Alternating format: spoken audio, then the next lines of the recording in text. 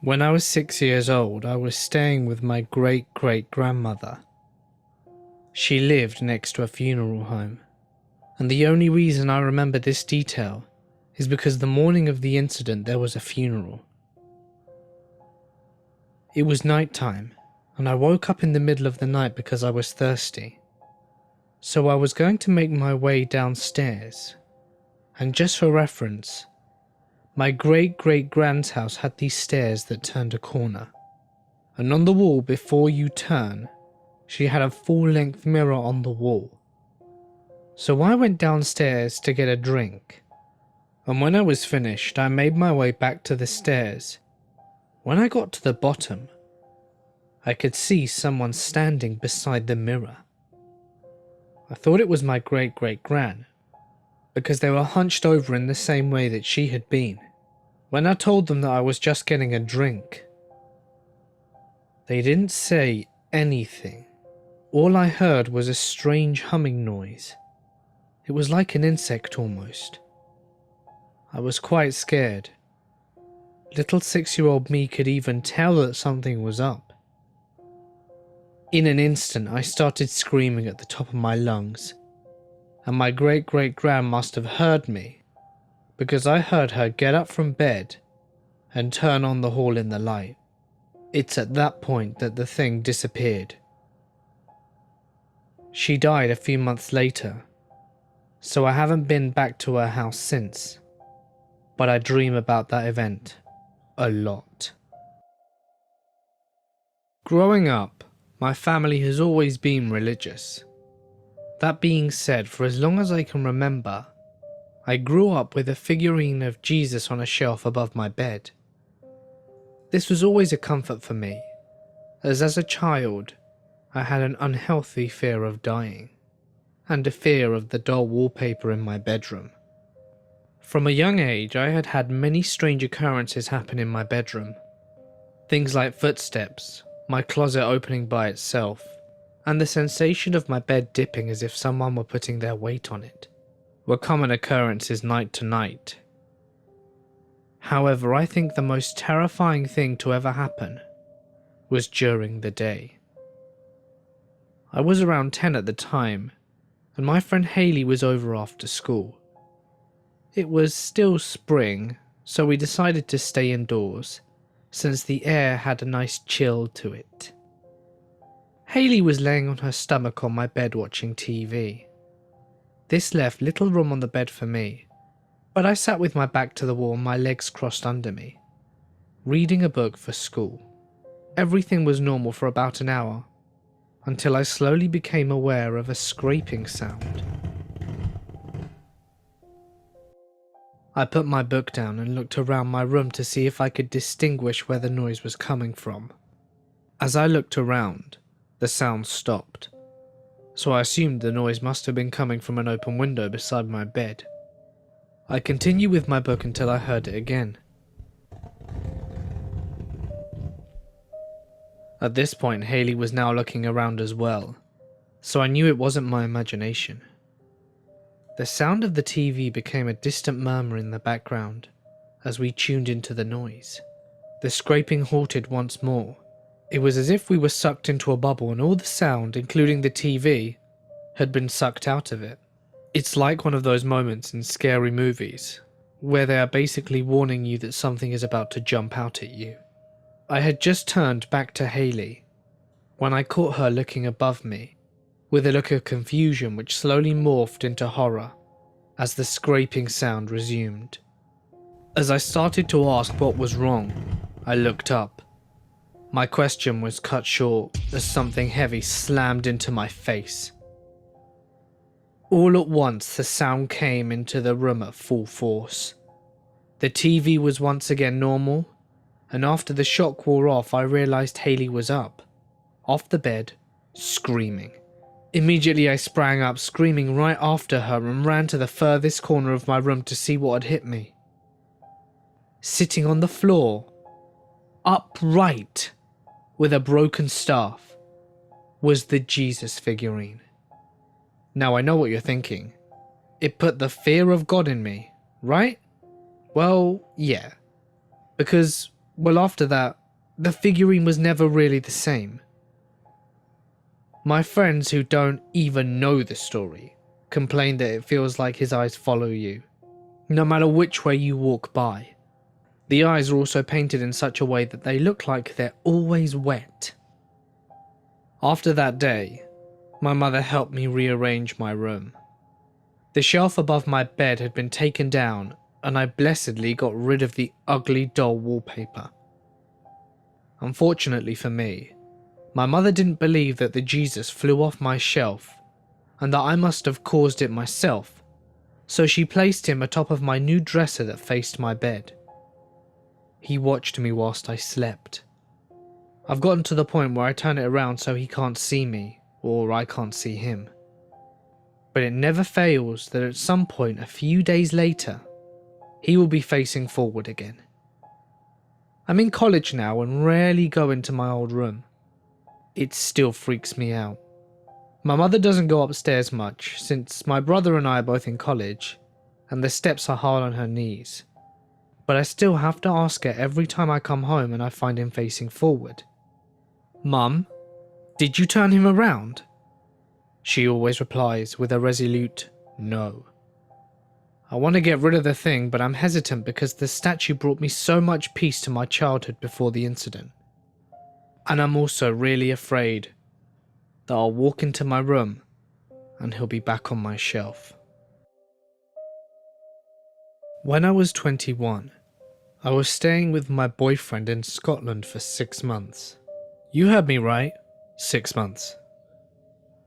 Anyway, during my visit he still had to work, and he would go for the night shifts so that he could spend most of the daylight hours with me. One night I was up in our room and his mum was taking a bath. The bathroom was right across from our room and I could hear her singing along with her music. It was actually quite nice to hear because I have a perpetual fear of the dark. But around 10 PM I heard my boyfriend call my name from down in the kitchen. "Becca? Becca?" I was excited because I thought he was home early. But strangely enough, the cats didn't run down the stairs to greet him as they always did. On top of that, the dog, Ari, didn't move from his position at the end of our bed. I was like, whatever, maybe they didn't feel well enough or they're tired. I went downstairs and ran to the kitchen to find nothing. I was freaked out. After calling his name a couple of times and finding out that he definitely wasn't there because his car wasn't in the driveway, I ran back upstairs. When I told my boyfriend after he got home, he later revealed to me that there was an incident before when he was home alone and he heard his mum calling him, but she wasn't in the house.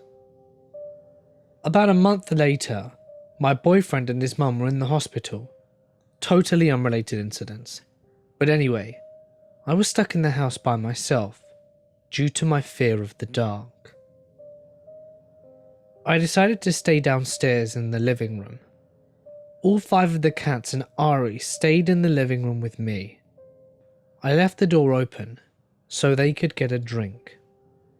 At around midnight, I fell asleep watching some trash TV, and I woke up at around 3 AM and saw that the door was shut. I thought maybe Ari had left the room, and the door shut behind him because of the wind or whatever. I opened the door back up and let Ari into the room. I fell back asleep rather easily, but woke up around 5 AM to hear a loud scratching sound. I should take a moment to note that Ari is the sweetest dog you could ever meet, and he was scared of the kittens. All the animals were now in the room with me, and there is no way that they were making the sounds as they were all fast asleep. As the scratching persists, Ari stands up and lets out the most menacing growl you've ever heard. It sounded like he was determined to tear to shreds whatever was making that noise. He started barking nastily and left the room. I heard him running down the hall. He was chasing something. I could hear something running ahead of him. Once he got to the bottom of the stairs, the sound stopped. and Ari stopped barking. He came back to the living room and lied on the couch with me. It's still one of the creepiest events of my life. I lived on a farm for about 12 years of my life, and my entire family knew that it was haunted. Nothing malicious or anything like that, but there was an energy there. We'd heard voices sometimes inside the house when we were alone, or saw dark flashes out of the corner of our eyes. Not to mention some of the things that happened on the farm itself. We've moved out since, to a more modern home, but it still doesn't change the fact that I've heard crap. The farm my brother and I were raised on was built in the early 1900s, and the house which we grew up on was just as old, and our landlord owned the property and didn't ever fix or rebuild anything, as much as put a band-aid on the old barns. He repainted a building here and there, or replaced some wood, you get the picture. Nothing was ever truly replaced, so all of the territory was almost 100 years old and falling apart. The layout of our backyard was like this. You come out the back door and you come to a fence with an opening to a very small bridge crossing over a creek. This was drinking water for the cows. Then you get to the barns, and when you get past the barns for the cows, horses and farm equipment, you get to the pastures where the cows and horses graze. And then there was a fence, and past that a mountain that I used to hike up all the time.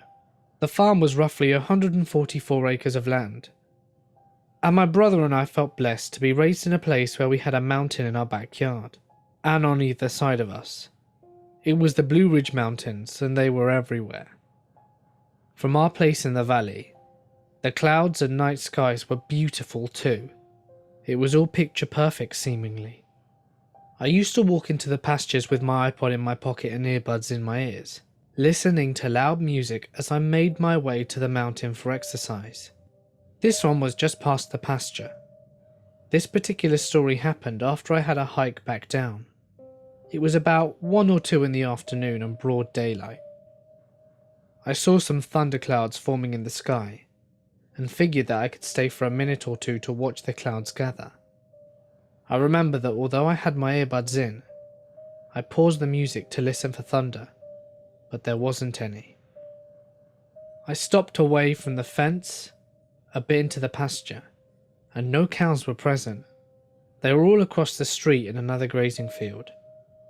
And that is when I saw it. I gazed up into the sky at those clouds. Maybe 20 yards away from me, and just out of the corner of my eye, I saw something black. It looked like a man walking along the fence away from me.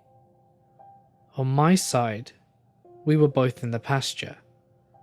I turned to look in surprise, and I swore that I had been the only one out here seconds before. It had the thick build of a man, and the rounded shape at the top of its head, suggesting that he had no hair. If he had a visible head, maybe I could have been able to tell, but at least I knew that the man was from the build of a body. I also knew that on the other side of the mountain there were hunters, sometimes looking for deer or fox and such, but none of them had ever come over to our farm. However, in retrospect, I realised that no human could have been pure black like that. I turned to look at this shadow and saw nothing. I started scanning the area once more and figured it must have just been me being tired. I had just hiked up and down a mountain after all, and turned back to the sky. But was that the end? No. I saw the shadow man again as soon as my eyes were focused back on the clouds. This time, instead of walking along the fence, he was facing towards me. His legs were moving towards me. I tried to keep my eyes on the clouds so that I could keep this weird shadow man in my peripheral vision and not lose actual sight of it.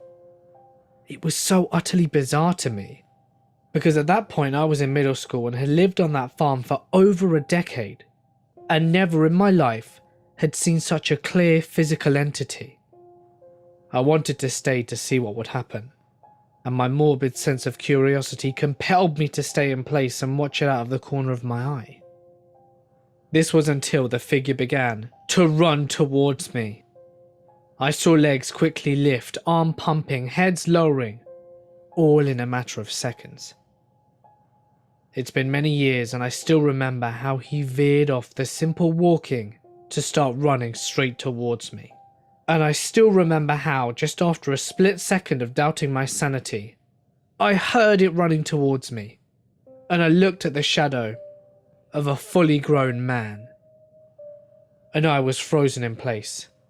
As soon as the fact that not only seeing it, but it was making the sound that I could audibly hear, I turned and began to sprint towards my house like never before.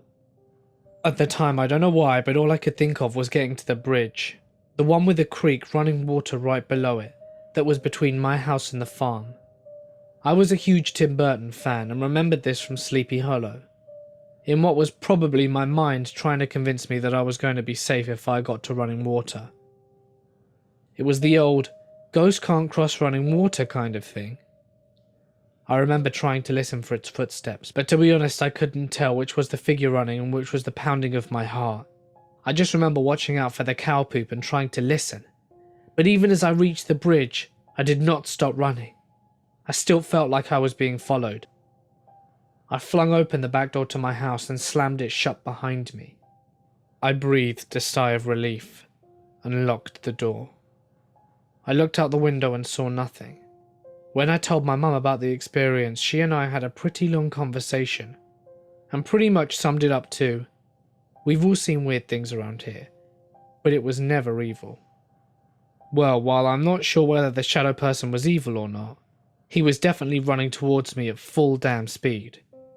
If you think that shadow people, a legitimate form of spirit, are supposed to run away from you as soon as you see them, think again.